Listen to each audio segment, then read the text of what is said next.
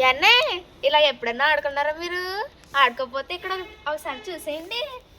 ఎంత బంగారులాగా చేసానో చూసారా ఇల్లు, మట్టిల్లు. మరి పాత రోజులను గుర్తొచ్చేయాలి దెబ్బకి మా నాన్నలకి అమ్మకి అక్కలకి అందరికి దెబ్బకి గుర్తొచ్చేయాలి. మరి మామూలుగా ఉండం మనతోటి.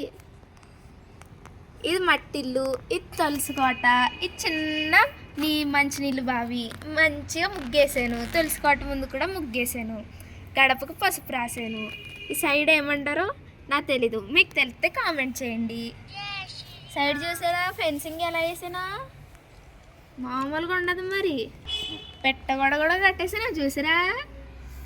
చూడండి ఎంత అందంగా తయారు చేశాను. ఈ పెట్టుగోడ మీద కూర్చొని కవర్లు చెప్పుకుంటారు కదా తాతల్లో అమ్మమ్మల్లో. కావాలంటే మనం చెట్టు ఎక్కి దీని మీద నుంచుని కాయలు అన్నీ కోసుకునే వాళ్ళం కదా. గోడ కట్టేసాను నేనైతే. దీని మీద కూర్చొని ఇంకా కబుర్లు చెప్పుకోవడమే మన పని. తగ్గేదే లేదన్నాం. హాయ్ చూడండి ఎంత బాగుంది ఈ లుక్. అయ్యో ఇది మంచి బొమ్మరిల్లు. ఆ పక్కనే చేపల చెరువు. వెళ్ళి ఎప్పటికప్పుడు చేపలు పట్టేసుకోవడమే. మరి తగ్గేదే లేదు. హాయ్ చూడండి వెనకాల పెద్ద చెట్టు. మంచిగా ఎండ కాసినప్పుడు నీడకి, వాన వచ్చినప్పుడు కాస్తుంది. ఉయ్యాలు వేసుకుని ఒకవచ్చు మంచిగా. ఇక్కడేమో జాన్ చెట్టు. మంచిగా జానకాయలు కోసుకోవచ్చు. పెద్ద పెద్ద కాయలు, మామూలుగా ఉండదు.